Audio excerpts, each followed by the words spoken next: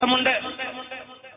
ഒരു മനുഷ്യൻ അദ്ദേഹത്തിന്റെ കുട്ടിയെ യാത്ര അയക്കുമ്പോ, ഗൾഫിലേക്കൊക്കെ യാത്ര അയക്കൂലേ? അല്ലേ? ഇവിടെ യാത്ര അയക്കലൊന്നുമില്ലേ? ഇല്ലേ? മുമ്പൊക്കെ ഭയങ്കര യാത്ര അയപ്പില്ലേ? അന്നൊക്കെ വിചാരിച്ച് ഗൾഫിൽ നിന്ന് വരുമ്പോ ഇതേമാതിരി എന്തെങ്കിലുമൊക്കെ തരുന്നു. പിന്നെ കിട്ടാതായപ്പോൾ ആൾക്കാർ നിർത്തിയതാണ് എനിക്ക് തോന്നുന്നത്. പോകുമ്പോ എല്ലാവരോടും യാത്രയൊക്കെ പറഞ്ഞ് അസ്സലാമു അലൈക്കും ദോർക്കരട്ടെ അമ്മായി എന്നൊക്കെ പറഞ്ഞ് പോയി വരുമ്പോ ഒരു മഹ്ലൂക്കിനോട് മിണ്ടൂല.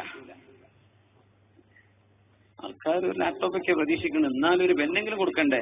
അതും കൊടുക്കൂല. ഒരു സാംസങ് എന്താ നോട്ട് 6 എത്രയാണ് പറഞ്ഞത്?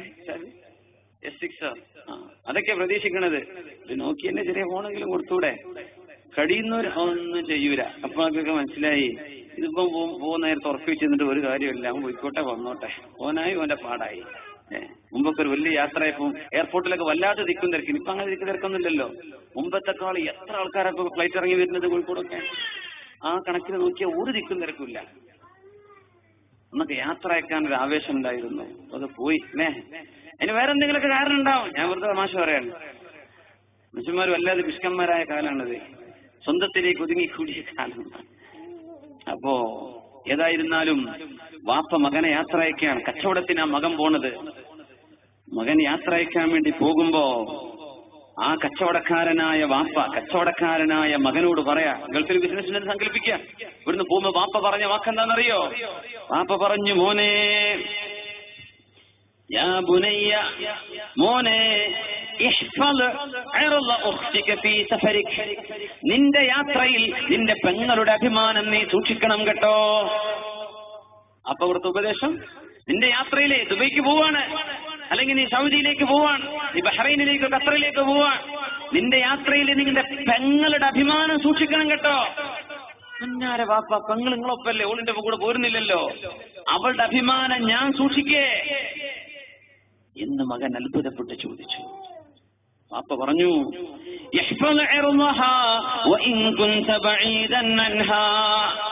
നീ എത്ര ദൂരെയാണെങ്കിലും പെങ്ങളുടെ അഭിമാനം നീ സൂക്ഷിക്കണം കേട്ടോ. പെങ്ങളുടെ അഭിമാനം നീ സൂക്ഷിക്കണം. ആര്? ഒറ്റയ്ക്ക് യാത്ര പോകുന്ന മകൻ. നമ്മുടെ പണ്ഡിതന്മാർ അവരുടെ കിതാബുകളിൽ ഈ ചരിത്രം എഴുതി വെക്കാൻ കാരണം ഇതിൽ പാഠമുണ്ട്. അങ്ങനെ മകൻ യാത്ര പോയി. ഒരുപാട് ദിവസം കഴിഞ്ഞു. അയൽപക്കക്കാലത്ത് വയസ്സനായ ഒരു ഫക്കീറായ ഒരു പാവ മനുഷ്യനുണ്ട്. പാല് വിൽക്കുന്ന ആളാണ്, എന്നും പാല് കൊടുക്കുന്ന ആളാണ്, മിസ്കീനായ മനുഷ്യനാണ്. ആ മനുഷ്യൻ അടുക്കളയിൽ വരും, അവിടെ ഒന്ന് കയറും. വളരെ മിസ്കീനായ ഒരു പാവം, ഒരു വല്യാപ്പയാണ്, ഫക്കീറാണ്. അപ്പൊ പിന്നെ അവിടെ വലിയ സംശയങ്ങളൊന്നും ഇടയില്ലല്ലോ എന്ന് വിചാരിച്ചെന്ത് ചെയ്യും? വാതിൽ തുറന്നു വെക്കും. അയാൾ പാൽ അവിടെ അകത്ത് വെച്ചിട്ട് ഇറങ്ങിപ്പോകും. ഒരു ദിവസം ഈ ആള് ആ വീട്ടിലെ പ്രായപൂർത്തിയെത്തിയ പെണ്ണിനെ ഒന്ന് ചുംബിച്ചിട്ട് ഇറങ്ങിപ്പോയി. പടച്ചറബ്ബേ, ഈ പ്രായമുള്ള ഈ മനുഷ്യനെ ഈ പണി ചെയ്തല്ലോ. വാപ്പ ഇത് കണ്ടു. ഇയാളിത് ചെയ്യില്ല എന്നാ വിചാരിച്ചത്, ഇയാളിങ്ങനെ കാട്ടില്ല എന്നാ വിചാരിച്ചത്. മാസങ്ങൾ കഴിഞ്ഞ് മകൻ തിരിച്ചു വന്നപ്പോ വാപ്പ ചോദിച്ചു, മോനെ പറയും, എങ്ങനെ ഉണ്ടായിരുന്നു നിന്റെ ജീവിതം, യാത്ര എങ്ങനെ ഉണ്ടായിരുന്നു? വാപ്പ ഒരുപാട് കച്ചവടം ചെയ്തു, അത് വാങ്ങിച്ചു, ഇത് വാങ്ങിച്ചു. മോനെ, നിന്റെ പെങ്ങളുടെ അഭിമാനം നീ സൂക്ഷിച്ചിട്ടുണ്ടോ? നീ സത്യം പറ. അപ്പൊ എന്താണ് ചോദിക്കുന്നത്? മോനെ, നിന്റെ സ്വന്തം പെങ്ങൾക്ക് സംഭവിക്കരുത് എന്ന് നീ പേടിക്കുന്നത് നീ ചെയ്തിട്ടുണ്ടോ? വാപ്പ എന്നോട് ക്ഷമിക്കണം, പരിചയക്കാരിയായ ഒരു പെണ്ണിനെ ഞാൻ ഒരു പ്രാവശ്യം ഒരിക്കൽ ചുംബിച്ചിട്ടുണ്ട്. ഖാല സുബ്ഹാനല്ലാഹ്, മോനെ, നിന്റെ ആ ചുംബനത്തിന് പകരം അല്ലാഹു ഈ വീടിന്റെ ഉള്ളിൽ നിന്റെ പെങ്ങളുടെ അഭിമാനം ഹനിച്ചു കളഞ്ഞിട്ടുണ്ട്. നീ ഒരു ചുംബനം ചെയ്തതിന് ഈ വീട്ടിലൊരു ചുംബനം നടന്നു. അതുകൊണ്ടാണ് ഞാൻ പറഞ്ഞത്, നിന്റെ യാത്രയിൽ നിന്റെ പെങ്ങളെ നീ സൂക്ഷിക്കണമേ. നീ അവിടെ തെറ്റ് ചെയ്താൽ അതിന്റെ ഭാരം, അതിന്റെ ഫലം വീടിന്റെ ഉള്ളിൽ അല്ലാഹു കൊണ്ടുവരും.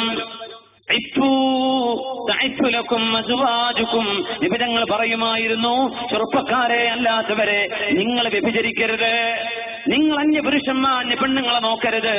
നിങ്ങൾ കണ്ണുകളെ സൂക്ഷിച്ചാൽ നിങ്ങളുടെ ഭാര്യമാർ കണ്ണുകളെ സൂക്ഷിക്കും. അവർക്ക് പിന്നെ വാട്സപ്പ് ബന്ധങ്ങൾ ഉണ്ടാവില്ല, ഫേസ്ബുക്ക് ബന്ധങ്ങൾ ഉണ്ടാവില്ല. നിങ്ങൾക്കതുണ്ടെങ്കിൽ നിങ്ങളുടെ ഭാര്യമാർക്കോ പെങ്ങൾക്കോ ആർക്കെങ്കിലും നിങ്ങളുടെ വീടിന്റെ ഉള്ളിൽ അല്ലാഹു അത് വരുത്തി വെക്കും.